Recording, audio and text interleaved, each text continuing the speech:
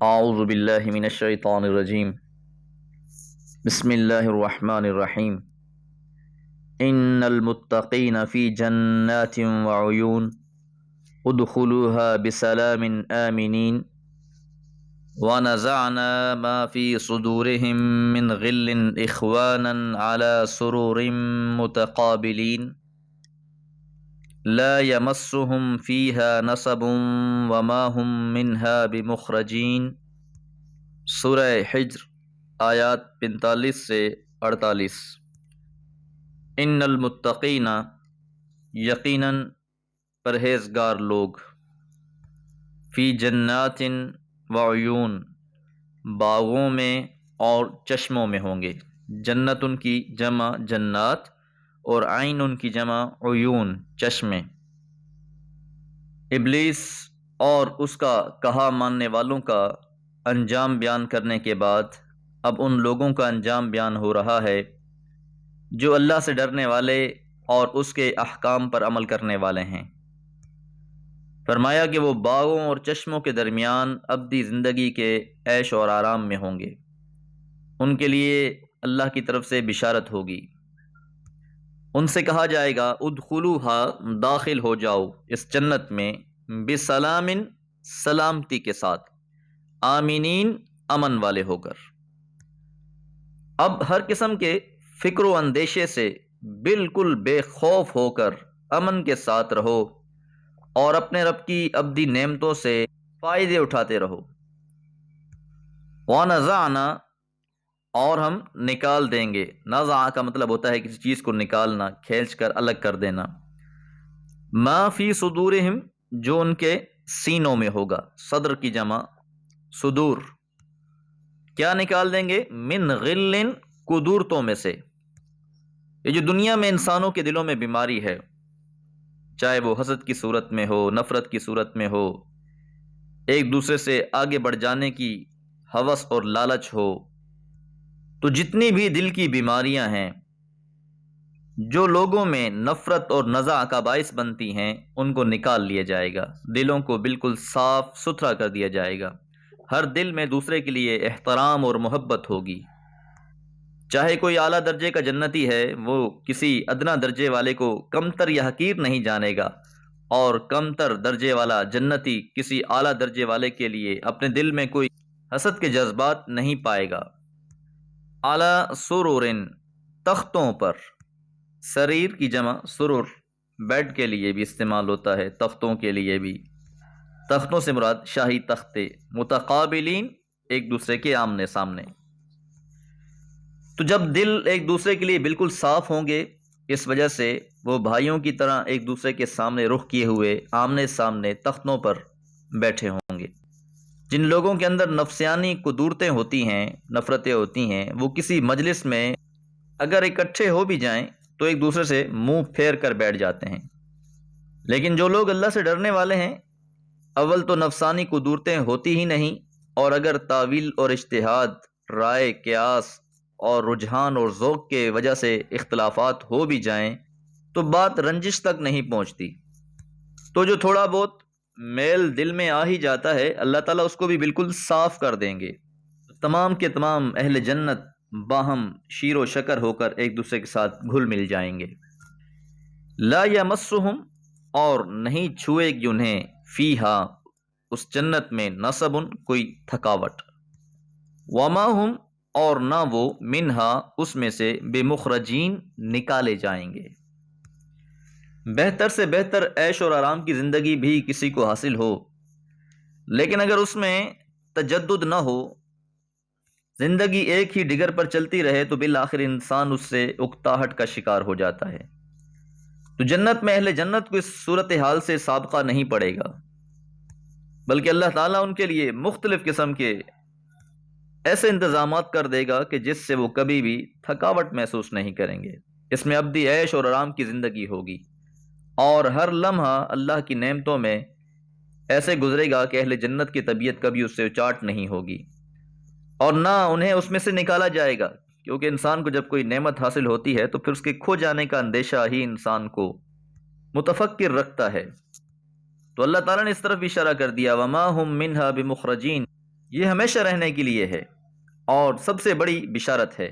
بہتر سے بہتر عیش و آرام کی زندگی بھی حاصل ہو، لیکن اس کے ساتھ یہ کھٹکا لگا ہوا ہو کہ یہ عارضی اور فانی ہے، تو سارا عیش کرکرا ہو کر رہ جاتا ہے۔ اہل جنت اس کھٹکے سے بالکل محفوظ ہوں گے، انہیں عیش اور آرام کی جو زندگی حاصل ہوگی اس سے وہ کبھی محروم نہیں ہوں گے۔ اللہم انا نسألک جنت الفردوس وما علی الا البلاغ۔ اعوذ باللہ من الشیطان الرجیم، بسم اللہ الرحمن الرحیم۔ نبئ عبادی انی انا الغفور الرحیم وان عذابی هو العذاب العلیم ونبئهم عن ضیف ابراہیم اذ دخلوا علیہ فقالوا سلاما قال انا منکم وجلون قالوا لا توجل انا نبشرک بغلام علیم۔ سورہ ہجر آیات 49 سے 53۔ نیک اور بد لوگوں کے انجام بیان کرنے کے بعد اللہ تعالیٰ نے اپنی دو صفات بیان فرمائی ہیں۔ نبی، آپ خبر دے دیں، بتا دیں، آگاہ کر دیں، عبادی، میرے بندوں کو۔ عبد کی جمع عباد اور یا کی وجہ سے میرے، عبادی میرے بندے، انی یقیناً میں، انا الغفور میں درگزر کرنے والا، بخشنے والا، الرحیم اور رحم کرنے والا ہوں، مہربان ہوں، وَأَنَّ اور یقیناً عذابی میرا عذاب، هو العذاب العلیم وہی دردناک عذاب ہے۔ تو اب یہاں یہ آیات صحیح تصور کی وضاحت کرتی ہیں کہ اس کی ڈھیل سے کسی کو یہ غلط فہمی نہ ہو کہ نیک اور بد دونوں اللہ کی نظر میں یکساں ہیں۔ وہ بڑا مہربان بھی ہے اور بڑا ہی منتقم اور قہار بھی۔ جو لوگ اس کی سیدھی راہ پر چلتے ہیں ان کے صبر کی آزمائش کے لیے ان کو امتحانات سے گزرنا پڑتا ہے، لیکن بالآخر وہی لوگ کامیابی سے بامراد ہوتے ہیں۔ اس کے برعکس جو لوگ اس کی راہ سے انحراف کرتے ہیں، اگرچہ کچھ عرصے کے لیے ان کو ڈھیل ملتی ہے تاکہ ان پر حجت تمام ہو جائے، لیکن بالآخر ان کو ان کے اس انحراف کی سزا ملتی ہے۔ وَنَبِّئْهُمْ اور آگاہ کر دیں انہیں، عن ضیف ابراہیم، ابراہیم علیہ السلام کے مہمانوں کے بارے میں۔ حضرت ابراہیم علیہ السلام کے پاس فرشتے انسانی شکل میں آئے۔ ان مہمانوں کا تذکرہ قرآن مجید میں مختلف جگہوں پر موجود ہے۔ یہ وہی مہمان ہیں کہ جن کے لیے آپ نے بچڑا بھون کر پیش کر دیا۔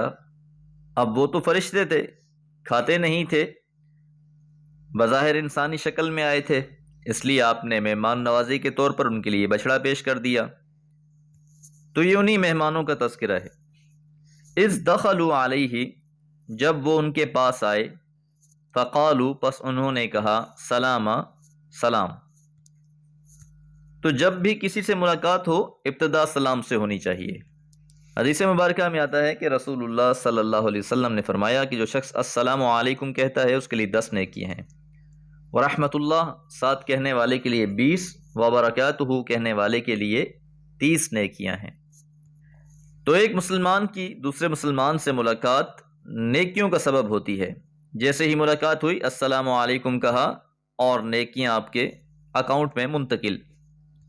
اسی طرح سلام کے آداب میں آپ نے یہ بھی سکھایا کہ جتنا اگلے نے سلام کیا ہے اس سے بڑھ کر جواب دو، ورنہ کم از کم اتنا جواب ضرور دینا چاہیے۔ تو سلام سلامتی کی دعا ہے، دعائے خیر ہے۔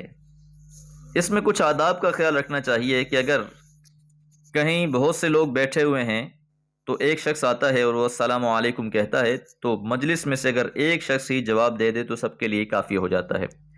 اسی طرح جو شخص پیدل چل کے جا رہا ہے، جو بیٹھا ہوا شخص ہے تو پیدل چلنے والے کو سلام کرنا چاہیے۔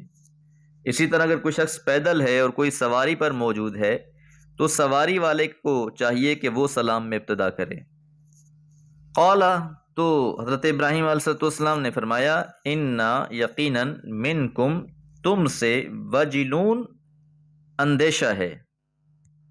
وجلون سے اس حقیقت کی طرف بھی اشارہ ہے کہ فرشتوں کا یوں اعلانیہ آنا کسی مہم کے لیے ہی ہو سکتا ہے، اس وجہ سے ان کی اس آمد سے ان کو اندیشہ ہوا اور انہوں نے اپنے اندیشے کا ان کے سامنے اظہار کیا۔